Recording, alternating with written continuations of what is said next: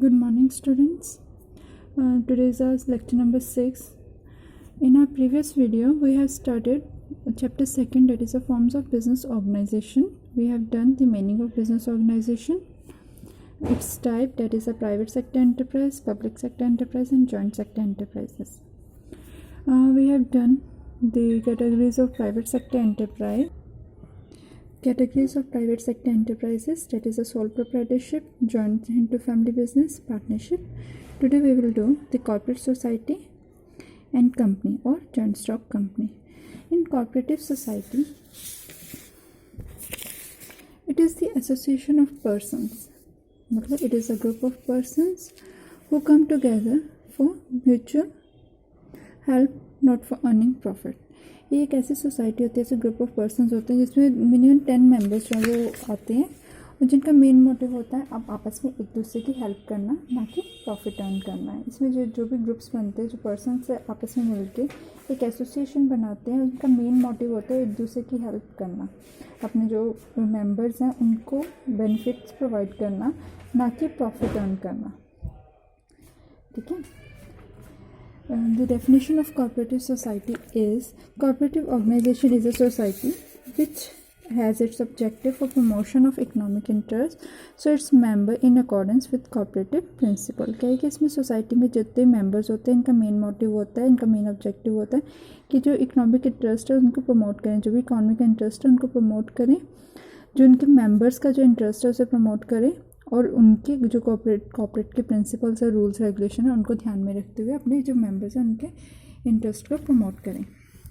ये जो एसोसिएशन होते हैं इसमें मिनिमम जो है 10 मेंबर्स होना ज़रूरी है। फीचर्स, इनके मेन बेनिफिट्स क्या हैं? First one is a voluntary association. Voluntary मतलब कि अपनी मर्ज़ी से, कोई ज़बरदस्ती किसी को इसका पार्टिसिपेंट नहीं बनाया जा सकता, इसका मेंबर नहीं बनाया जा सकता। Anyone can join with common interest. क्या कि वॉलंटरी एसोसिएशन है, कोई भी इसे ज्वाइन कर सकता है, बस इनका जो आपस में इंटरेस्ट है वो कॉमन होना चाहिए। ये नहीं है एक एग्रीकल्चर का पर्सन है, दूसरा किसी और डिपार्टमेंट का पर्सन है, फाइनेंस डिपार्टमेंट का पर्सन है, तीसरा school college like education department का पर्सन है। ऐसे एक सोसाइटी नहीं बनती, बल्कि सभी सोसाइटी में जितने भी मेम्बर्स हैं उन सबका इंटरेस्ट जो है वो कॉमन होना चाहिए। इसे कोई भी ज्वाइन कर सकता है, पर इंटरेस्ट जो है उनका वो सेम होना चाहिए, एक ही मोटिव को लेकर उनका ग्रुप बना होना चाहिए। Next is the distribution of surplus. इसमें क्या है कि जितने भी जो सरप्लस है वो उनके मेंबर्स में ही डिस्ट्रीब्यूट होता है, पर जो डिस्ट्रीब्यूट होता है वो डिपेंड ये नहीं है कि जैसे ज़्यादा पैसे लगाए हुए हैं। The profit of a cooperative society is not distributed in the ratio of capital contributed by each members. क्या है कि इसमें जो प्रॉफिट है वो इस तरह डिस्ट्रीब्यूट नहीं किया जाता कि मेंबर ने कितने पैसे लगाए हैं, बल्कि उन्होंने कितनी ट्रांजैक्शन की है, कितना उन्होंने बिजनेस डेवलप किया है, उसके बेसिस में उन्हें प्रॉफिट जो है वो डिस्ट्रीब्यूट किया जाता है। A member with a less capital can get more share in profit by having more transaction or dealing with the cooperative organization। क्या कि एक पर्सन है जिसने कैपिटल बहुत कम लगाई है पर उसकी ट्रांजैक्शंस बहुत ज़्यादा हैं, उनकी कोऑपरेटिव ऑर्गेनाइजेशन में डीलिंग्स बहुत ज़्यादा हैं, तो उसे प्रॉफिट भी ज़्यादा मिलेगा। Third one is a legal status. जो कोऑपरेटिव सोसाइटी है इसका स्टेटस जो है लीगल होता है, मतलब कि ये एक कोऑपरेटिव सोसाइटी एक्ट के अंडर रजिस्टर्ड होती है। इसके मेंबर्स के साथ जो इसकी लीगल एंटिटी होती है, मेंबर्स और ऑर्गेनाइजेशन जो है वो दोनों अलग अलग होते हैं। ये नहीं है कि मेंबर्स के जाने से ऑर्गेनाइजेशन ख़त्म होती है, ऐसा कुछ नहीं है। इसका लीगल स्टेटस होता है और इसका रजिस्टर करवाना बहुत ज़रूरी है। और ये अपने नाम पे, मतलब कि कोऑपरेटिव ऑर्गेनाइजेशन जो है अपने नाम पे प्रॉपर्टी को सेल और परचेज भी कर सकते हैं और कॉन्ट्रैक्ट में भी एक किसी के साथ एंटर कर सकते हैं। इसके मेंबर्स के आने या जाने से सोसाइटी पे कोई फ़र्क नहीं पड़ता, ऑर्गेनाइजेशन पे कोई फ़र्क नहीं पड़ता। Next is a limited liability. जो इसके मेंबर्स हैं, जितने भी कोऑपरेटिव सोसाइटी के मेंबर्स होते हैं उनकी लाइबिलिटी जो है वो लिमिटेड होती है। जितनी उन्होंने कैपिटल कंट्रीब्यूट किया उसी के बेसिस पे इनकी लाइबिलिटी होती है। जिसने ज़्यादा कैपिटल कंट्रीब्यूट किया उसकी ज़्यादा लाइबिलिटी होती है, और जिसके ने कम कैपिटल कंट्रीब्यूट किया उसकी लाइबिलिटी भी कम होती है। Next is a control by elected management committee. जो भी कंट्रोल है वो जो मेंबर्स कोई कमेटी इलेक्ट मतलब कि वोट्स वगैरह डाल के जो कमेटी बनाते हैं, मैनेजमेंट कमेटी बनाते हैं, उनकी तरफ से कंट्रोल किया जाता है। ये नहीं कि सभी मेंबर्स उसे कंट्रोल करते हैं। जो मैक्सिमम मेंबर्स जिन्हें वोटिंग वे सभी मेंबर्स को वोटिंग राइट्स होते हैं और वो वोटिंग राइट्स के थ्रू वोटिंग करके जो कमेटी बनाते हैं वो इस पूरी सोसाइटी को कंट्रोल करते हैं। Next is a service motive.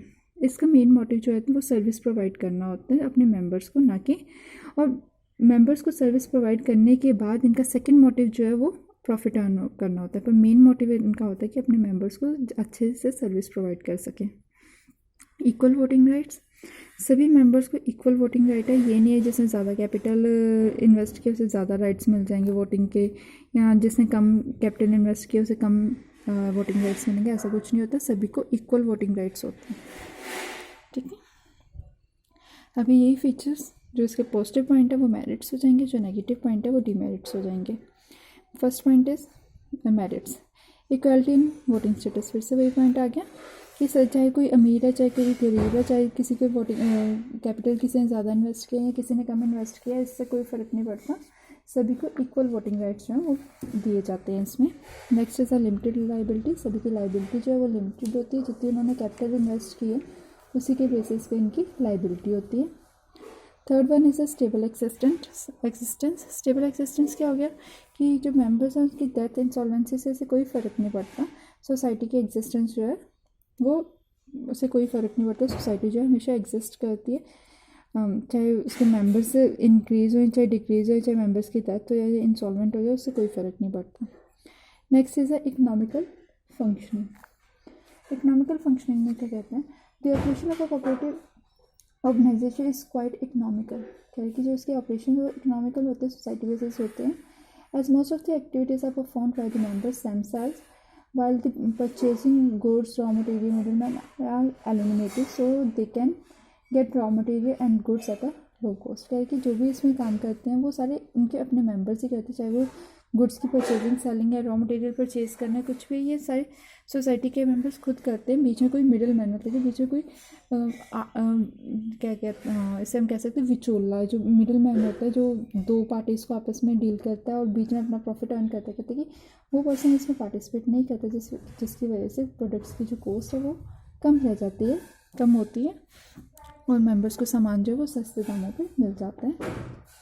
The cooperative organization don't maintain the large stock due to cash trading. There are no bad debts।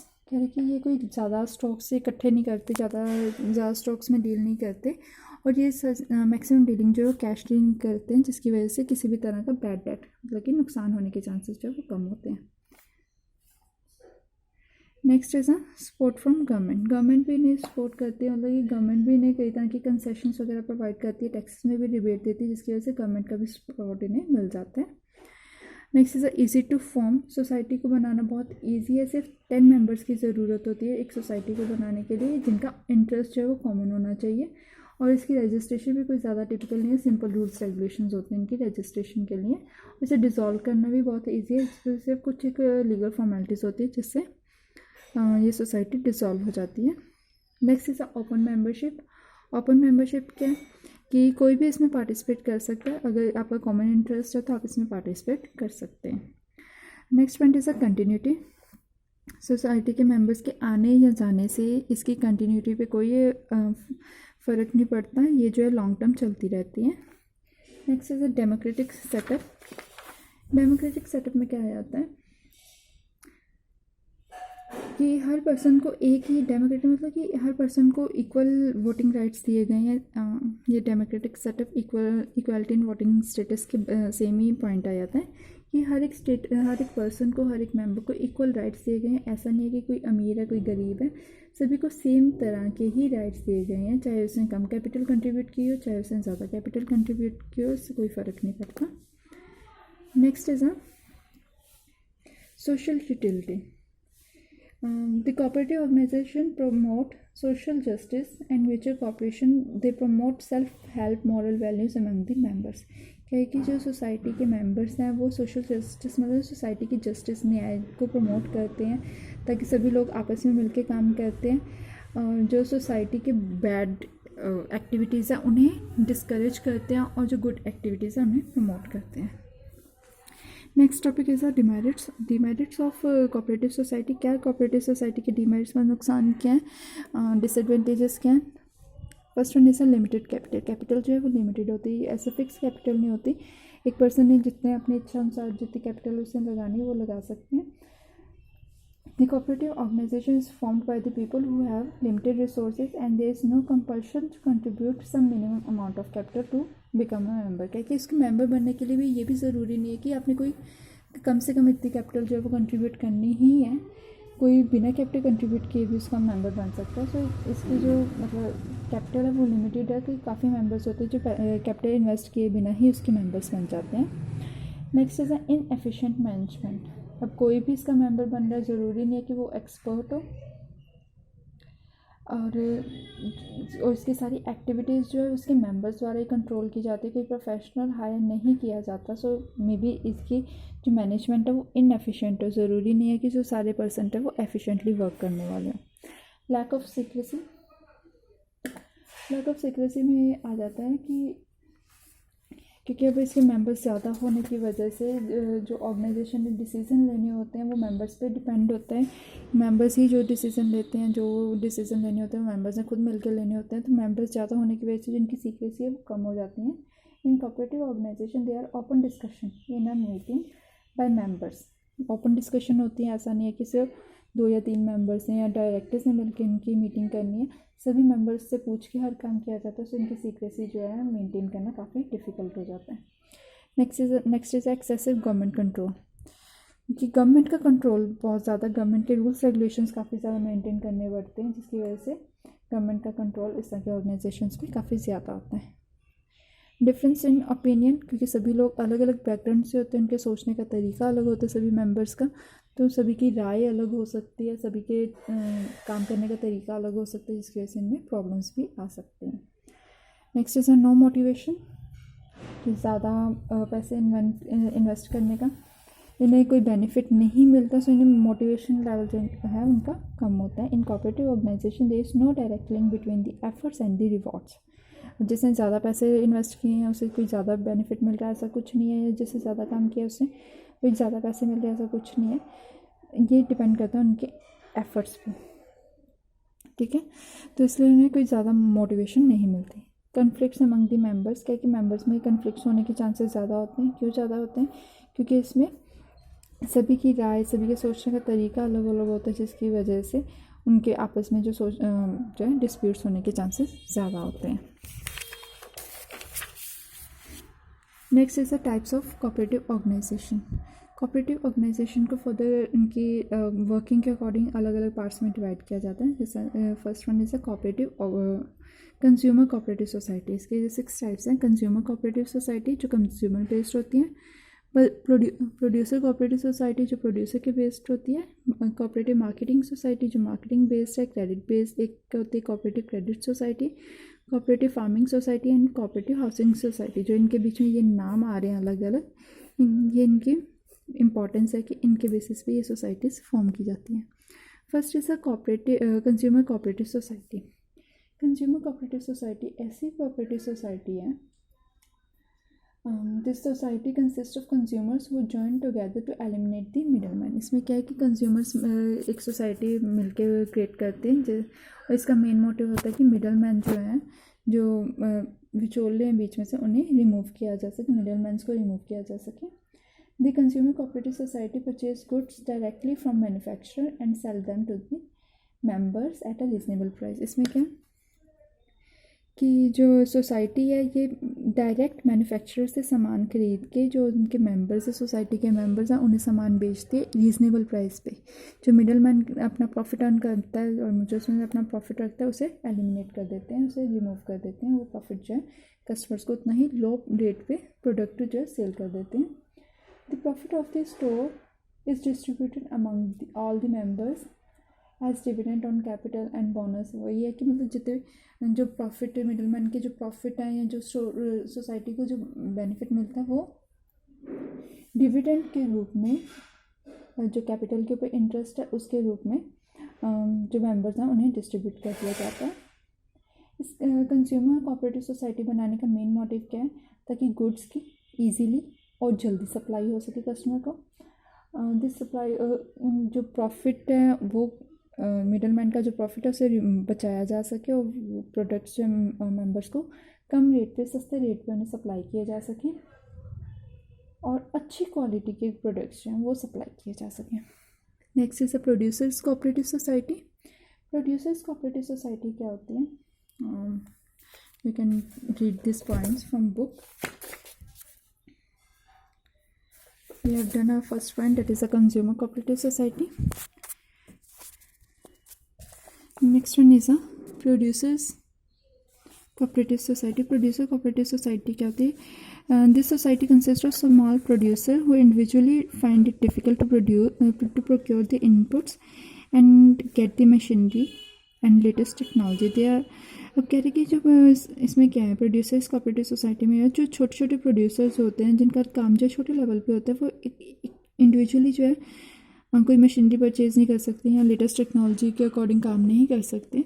सो वो क्या करते हैं, वो इकट्ठे मिल के मशीनरी परचेज़ कर लेते हैं या फिर इकट्ठे मिल के काम करना शुरू कर देते हैं।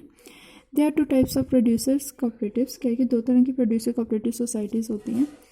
First one is the one which provides raw material, input machinery etc. so that producer can concentrate on production। क्या है कि एक सोसाइटी वो होती है जो कि रॉ मटेरियल प्रोवाइड करवाते हैं या मशीनरी वगैरह प्रोवाइड करवाते हैं ताकि बाकी मेंबर्स जो हैं वो प्रोडक्शन पे कंसंट्रेट कर सकें।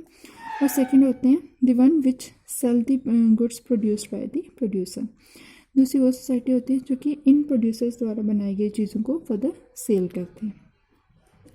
The profit of producer cooperative society is distributed in proportion to the goods sold by each member of the society। क्या कि जो इनका प्रॉफिट है वो किस तरह डिस्ट्रीब्यूट होता है कि इन्होंने कितनी गुड्स बनाए हैं और उन्हें कितना सोसाइटी के मेंबर्स को कितने गुड्स जो हैं वो सेल किए हैं, उसके बेसिस पे जो प्रॉफिट है वो डिस्ट्रीब्यूट किया जाता है। प्रोड्यूसर कोऑपरेटिव सोसाइटी का मेन ऑब्जेक्टिव होता है to ensure steady supply of raw material input etcetera at reasonable price.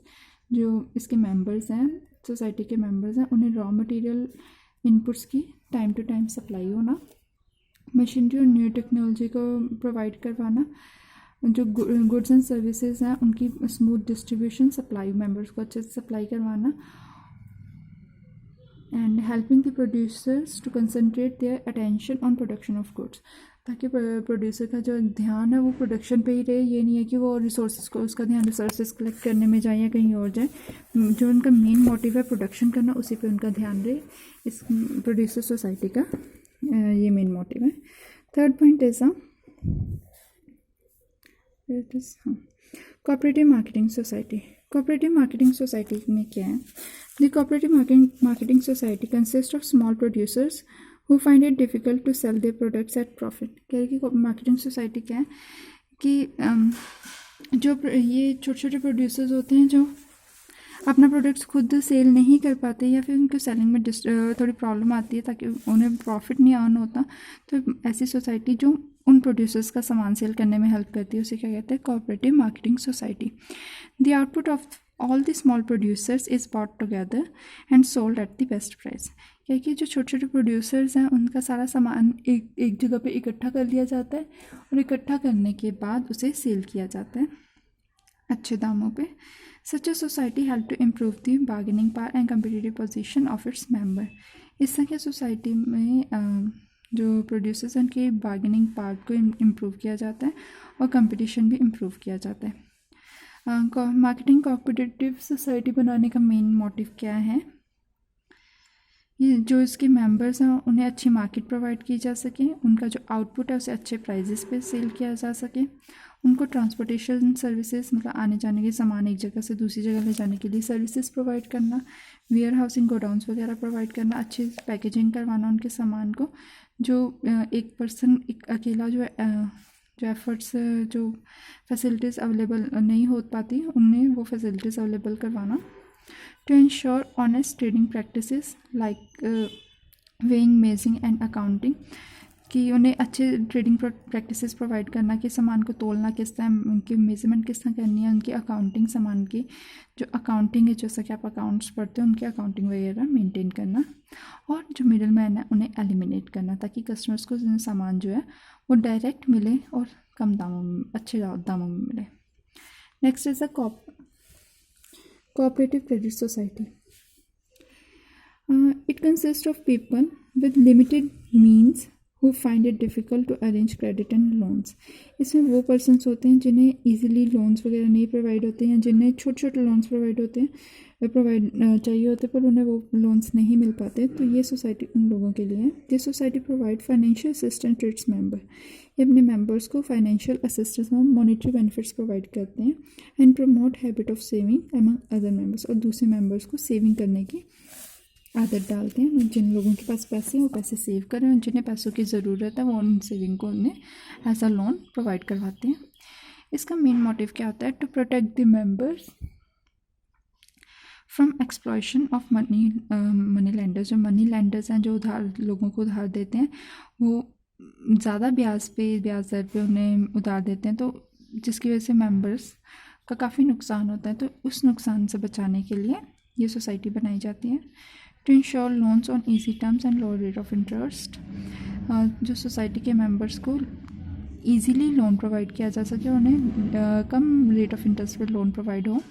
To develop the habit of saving among the members. और जिन लोगों के पास ज़्यादा पैसा है उनमें सेविंग की हैबिट जो है वो प्रमोट की जा सके.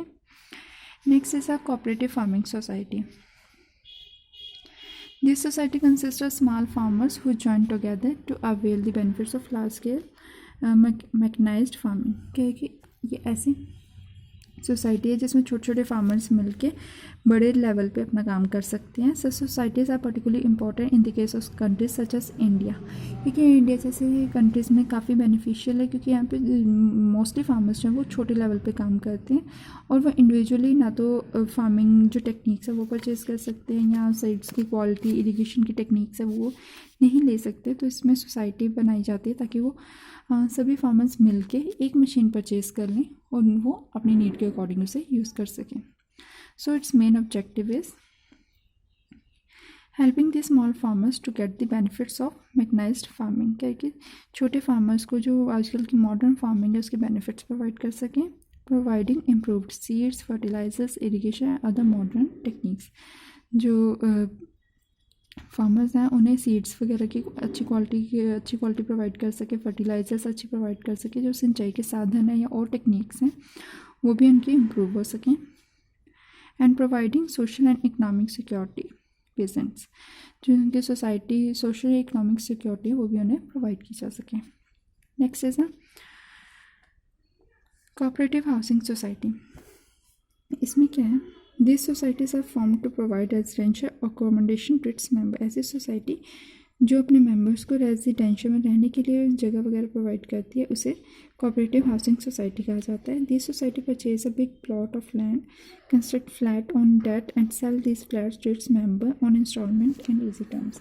इससे क्या है, जैसे हम देखते हैं कि आजकल की सोसाइटीज़ बनी होती हैं, बिल्डिंग्स बनी होती हैं जहाँ पे लोगों को फ्लैट्स किराए पे या सेल किए जाते हैं. उन सोसाइटीज़ की बात कर रहे हैं जहाँ पे सोसाइटी के मेंबर जो है एक बड़ा प्लॉट लैंड का परचेज कर लेता है, फिर उसमें छोटे छोटे फ्लैट्स या घर बनाते हैं और उन्हें फर्दर उनके मेंबर्स को सेल कर दिया जाता है. इसके मेन ऑब्जेक्टिव क्या है? Providing residential accommodation to the members को जो रहने के लिए जगह प्रोवाइड की जाती है. मेंबर्स को वो घर कम रेट पे परचेज़ करने में हेल्प की जाती है, और उन्हें मैक्सिमम जो है फैसिलिटीज़ एक ही जगह पे प्रोवाइड की जाती हैं, सच एज रोड्स भी उस वहाँ पे होते, पार्क्स, स्ट्रीट लाइट्स, पार्किंग वगैरह सभी उन्हें कम रेट्स में और इजीली प्रोवाइड किए जाते हैं. Next is the difference between partnership firm and cooperative organisation that I will send to you by pictures. Maximum points are already covered in these headings whatever we have done. Next is a joint stock company. Joint stock company is the fifth point of private sector organization. Joint stock company क्या होती है? It is the association of many persons where they come together to meet the common objective. Joint stock company क्या है? एक company होती है जहाँ पे लार्ज नंबर ऑफ मेंबर्स जो है मिलके कोई बिजनेस चलाते हैं. For example we can take the example of like Reliance, Tata, Birla. ऐसे नंबर ऑफ पर्सनस होते हैं यहाँ पे, क्योंकि इनके मेंबर्स काफ़ी ज़्यादा होते हैं तो इनकी कैपिटल भी बहुत ज़्यादा होती है, और ये लार्ज लेवल ऑफ बिजनेस जो है ऑपरेट करते हैं. इसके फीचर्स क्या हैं? Separate legal existence. ये कंपनी का जो ऑनर है और कंपनी के जो मेंबर्स हैं, कंपनी और उसका ओनर जो है दोनों अलग अलग हैं। कंपनी का अपना एक नाम है, अपनी एक अलग पहचान है, वो उसके मेंबर से अलग होती है, सब उसकी एग्जिस्टेंस जो है अलग होती है।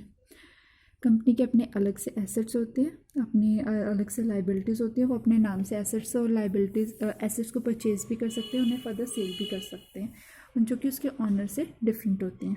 Next is artificial person. Company जो एक आर्टिफिशियल पर्सन होता है जिसकी अपनी कोई फिजिकल एग्जिस्टेंस नहीं होती, जैसे हमारी अपनी फिजिकल एग्जिस्टेंस होती है। जो ह्यूमन बीइंग है वो नेचुरल पर्सन है, पर जो कंपनी होती है वो आर्टिफिशियल पर्सन होती है जिसकी अपनी कोई एग्जिस्टेंस नहीं, अपनी एग्जिस्टेंस होती है, पर वो नेचुरल ह्यूमन बीइंग नहीं होता। ये कि एक पर्सन आर्टिफिशियल पर्सन होता है जो कि एक लॉ के द्वारा बनाया जाता है। Next is a registration. इसकी रजिस्ट्रेशन जो है कंपनीज एक्ट के अंडर होती है। कोई भी कंपनी जो इसके अंडर रजिस्टर्ड नहीं है कंपनीज एक्ट के अंडर, वो लीगल कंपनी नहीं मानी जाएगी। Next is a transferability of shares. इसमें जो मेंबर्स हैं वो अपने शेयर्स, अपना जो हिस्सा है वो दूसरों को ट्रांसफ़र कर सकते हैं अपनी नीड के according.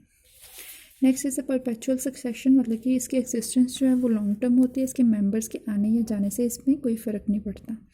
Next is a common seal. Common seal क्या आ जाता है, क्योंकि ये एक आर्टिफिशियल पर्सन, ये खुद तो साइन कर नहीं सकता, हम ह्यूमन बीइंग है इसलिए हम चल सकते हैं, काम कर सकते हैं, पर क्योंकि कंपनी एक आर्टिफिशियल पर्सन है इसलिए ये साइन वगैरह नहीं कर सकते।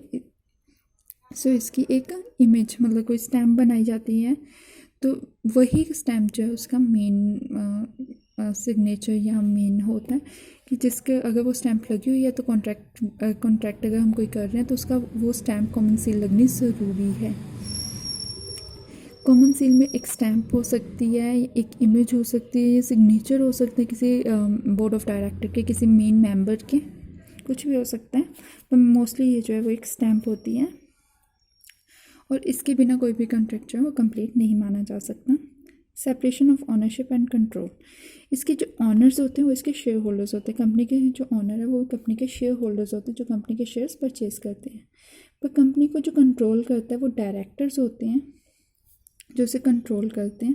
पर जो डायरेक्टर्स है ये अपॉइंट किसके थ्रू किए जाते हैं, ये जो शेयर होल्डर्स हैं ये उनको वोटिंग राइट्स दिए जाते हैं। वो डायरेक्टर्स जो है वो अपनी वोटिंग से कोई डायरेक्टर जो है उसे ऑप्ट करते हैं, उसे चूज़ करते हैं, फिर वो डायरेक्टर जो कंपनी को कंट्रोल करते हैं। और कंट्रोल करने के लिए वो अलग अलग तरह के प्रोफेशनल एक्सपर्ट्स जो हैं वो हायर करते हैं। फॉर एग्जांपल उसने फाइनेंस रिलेटेड कोई काम कर रहा है, उनका जो फाइनेंशियल डिपार्टमेंट है तो वो फाइनेंस मैनेजर हायर करेगा। अगर HR रिलेटेड कोई काम कर रहे हैं तो वो HR मैनेजर हायर करेंगे। सो उनके कोई भी एक्टिविटी को परफॉर्म करने के लिए वो उसमें एक्सपर्ट को हायर करते हैं। Next is a limited liability. इसमें सभी शेयर होल्डर्स हैं जितने उन्होंने शेयर्स खरीदे हैं उसी के अकॉर्डिंग उनकी लाइबिलिटी होती है। फॉर एग्जांपल अगर किसी पर्सन ने 10 शेयर खरीदे हैं किसी कंपनी के और एक शेयर की कॉस्ट 100 रुपीज़ है, देन उसकी लाइबिलिटी जो है उस पर्सन की लाइबिलिटी सिर्फ 1000 रुपीज़ तक की ही रहेगी। अगर किसी पर्सन ने ज़्यादा शेयर खरीदे हैं तो उसकी लाइबिलिटी भी ज़्यादा हो जाएगी, अगर किसी का पर्सन ने कम शेयर खरीदे हैं तो उसकी लाइबिलिटी भी कम रहेगी। Next is the merits of joint stock company. Merits में क्या आएगा, क्योंकि इसमें large number of share holders होते हैं तो इनकी कैपिटल भी काफ़ी ज़्यादा होती है। जितने ज़्यादा शेयर होल्डर्स होंगे, जितने ज़्यादा मार्केट में शेयर बिकेंगे, इनके सेल होंगे, उतनी इनकी कैपिटल भी इंक्रीज़ हो जाएगी। लिमिटेड लाइबिलिटी, क्योंकि एक पर्सन ने अपनी लाइबिलिटी पहले से ही डिसाइड किया कि जैसे कि हमने यहाँ पे बताया है, जितने भी एक पर्सन ने शेयर खरीदे होंगे उसकी लाइबिलिटी भी उतनी ही होगी। अगर किसी पर्सन ने ज़्यादा शेयर खरीदे हैं तो उसकी लाइबिलिटी ज़्यादा होगी, अगर किसी पर्सन ने कम शेयर खरीदे हुए हैं तो इसकी लाइबिलिटी भी कम होगी। Next is a growth and expansion. क्योंकि इस कंपनी की कैपिटल बहुत ज़्यादा होती है तो इनके पास ग्रोथ के चांसेस भी ज़्यादा होते हैं। जितनी ज़्यादा कैपिटल होगी उतने ही उनके पास ग्रोथ के चांसेस भी ज़्यादा होंगे, क्योंकि इनके फाइनेंशियल रिसोर्सेज ज़्यादा, इनके रेट ऑफ प्रॉफिट भी ज़्यादा होते हैं, तो ये इजीली लोन भी ले सकते हैं। सो इनके जो ग्रोथ और एक्सपेंशन के चांसेस है वो भी ज़्यादा होते हैं। Easy transferability of shares. इसमें कंपनी जो है अपने मेंबर्स जो अपनी नीड के अकॉर्डिंग अपने शेयर्स खरीद या बेच सकते हैं या ट्रांसफ़र कर सकते हैं। जब उन्हें लगे कि मुझे आज पैसों की ज़रूरत है तो अपने शेयर्स बेच देते हैं। जब उनके मेंबर्स को लगता है कि हाँ मेरे पास पैसे हैं, मुझे अभी इनकी कोई ज़रूरत नहीं है, वो किसी भी कंपनी के शेयर्स परचेज करके अपने पैसे इन्वेस्ट कर सकते हैं। Next is a dispersal of ownership.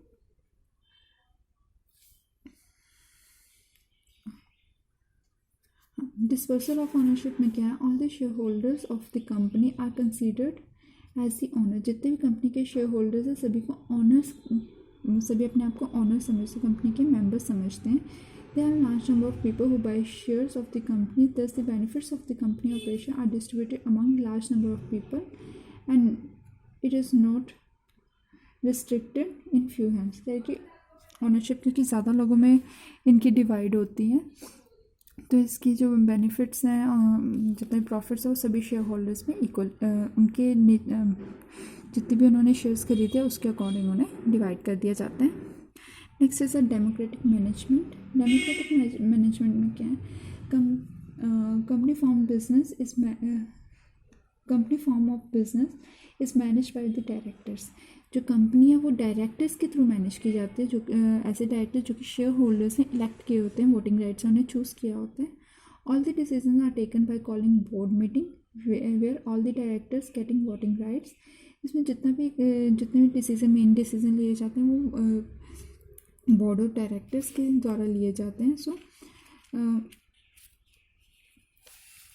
जो जितना भी बिजनेस है वो बोर्ड ऑफ डायरेक्टर्स के through decision board of directors के थ्रू लिए जाते हैं, जो कि कंपनी के मेंबर से ही चूज़ किए जाते हैं। सो मतलब कि जो भी बिजनेस है, बिजनेस में डिसीजन है वो सारे मेंबर्स के द्वारा ही लिया जाता है। So it is a democratic. जैसे हमारे इंडिया में की गवर्नमेंट जो है वो डेमोक्रेटिक है, लोगों द्वारा लोगों के लिए।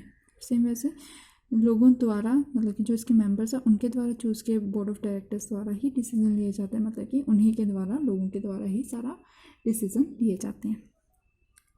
Next is a continuity and stability. इस तरह की जो कंपनीज है वो लॉन्ग टर्म चलती रहती हैं, इनका टाइम पीरियड काफ़ी लंबे समय तक होता है, क्योंकि कंपनी को कोई फ़र्क नहीं पड़ता चाहे उसके मेंबर्स कम हो या ज़्यादा हो, चाहे वो अपने शेयर्स ट्रांसफ़र कर रहे हैं, इससे उन्हें कोई फ़र्क नहीं पड़ता, वो कंपनी जो है लॉन्ग टर्म चलती जाती है। एफिशिएंट मैनेजमेंट, क्योंकि कंपनी में एक्सपर्ट्स को, प्रोफेशनल एक्सपर्ट्स को लाया जाता है उनकी मैनेजमेंट के लिए। सो इनकी मैनेजमेंट जो है वो एफिशिएंटली वर्क करती है, अच्छे से डिसीजन लिए जाते हैं और अच्छे से वर्किंग करती है। पब्लिक कॉन्फिडेंस, पब्लिक कॉन्फिडेंस में आ जाता है कि जो बिज़नेस है इसकी जो रिपोर्ट्स है, फाइनेंशियल रिपोर्ट्स हैं, ये लोगों को शो की जाती हैं, लोगों को दिखाई जाती हैं, जिसकी वजह से पब्लिक में इनका जो इंटरेस्ट है, जो इनका कॉन्फिडेंस है पब्लिक में बना रहता है। इन्हें किसी तरह का ऐसा नुकसान नहीं है कि पब्लिक में इनका कॉन्फिडेंस बना रहता है।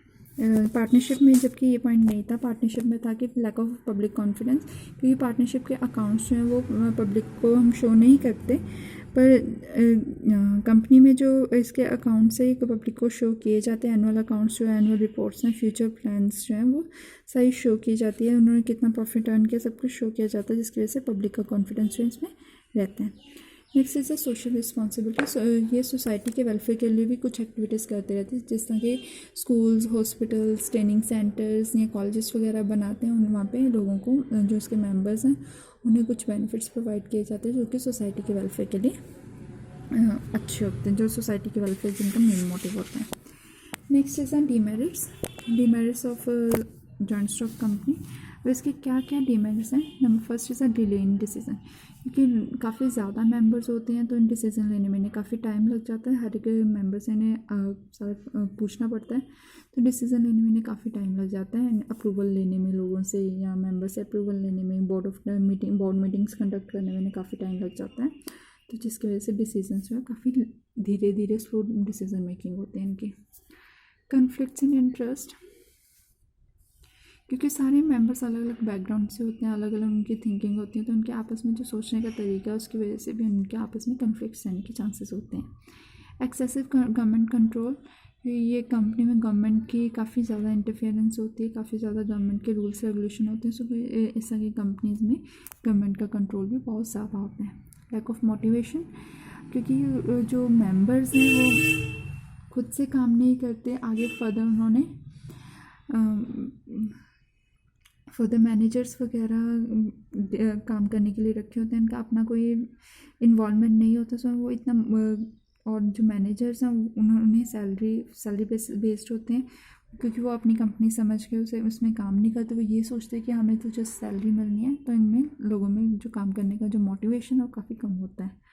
लेंदी एंड एक्सपेंसिव लीगल प्रोसीजर, जो कंपनी को फॉर्मुलेट करने के का जो प्रोसीजर काफ़ी लेंदी होता है, जैसे मेमोरेंडम्स बनाने, मेमोरेंडम ऑफ एसोसिएशन बनाने हैं, या प्रोस्पेक्टस वगैरह बनाने, लोगों को हायर करना, एक्सपर्ट्स को हायर करना, इनकी फीसेस भी बहुत ज़्यादा होती हैं। तो मतलब जो इनका कंपनी को फॉर्मुलेट करने का जो प्रोसीजर काफ़ी लेंदी और एक्सपेंसिव होता है। अनहेल्दी स्पेकुलेशन, स्पेकुलेशन होती है सट्टेबाजी, जैसे हम जुआ खेलना जैसे हम कह सकते हैं।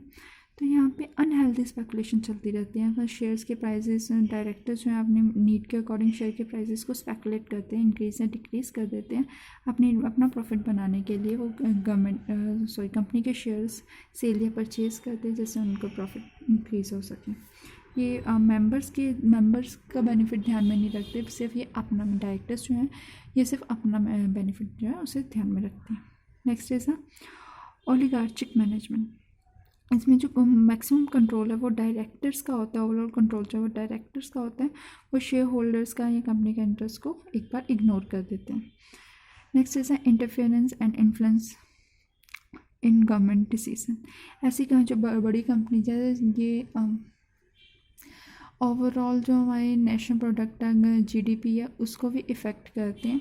सो ये गवर्नमेंट के डिसीजन को इफ़ेक्ट करते हैं, क्योंकि इसकी वजह से गवर्नमेंट को काफ़ी बेनिफिट्स मिलते हैं। जैसे हम बड़ी कंपनी जैसा again we can take the example of Tata, Birla या other companies like that, Honda etcetera, ये गवर्नमेंट के डिसीजन को भी इफ़ेक्ट करते हैं, क्योंकि इनकी वजह से, इस तरह की कंपनीज़ की वजह से गवर्नमेंट को काफ़ी तरह की इनकम होती है, काफ़ी तरह के बेनिफिट्स मिलते हैं। सो अगर ये कंपनी से गवर्नमेंट इनके फेवर में एक डिसीज़न ना ले, तो ये कंपनीज गवर्नमेंट को बेनिफिट नहीं देती, क्योंकि इस तरह की कंपनीज काफ़ी ज़्यादा लेवल पे काफ़ी ज़्यादा टैक्सेस प्रोवाइड करते हैं गवर्नमेंट को, तो गवर्नमेंट को इन्हीं के फेवर में डिसीज़न लेना पड़ता है। सो ये इस तरह की कंपनीज गवर्नमेंट के डिसीज़न को भी इफ़ेक्ट करते हैं। I hope this points are clear to you. In our next PPT next lecture we can do the public sector enterprises and its type and joint sector enterprises. I can send the various differences among the partnership organization with the joint stock company, with other like different like private company with public company, company with cooperative society, company with partnership, difference between sole proprietorship, partnership, Hindu undivided family, cooperative society and company. Yes. You have to go through by it. If you have any problem, we can discuss it tomorrow in our problem solving lecture. Okay, thank you.